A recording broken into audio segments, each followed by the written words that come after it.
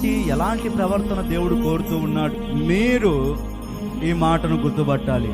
పరిశుద్ధమైన ప్రవర్తనతోనూ భక్తితోనూ ఎంతో జాగ్రత్త గలవారై ఉండవలెను. హల్లెలూయా.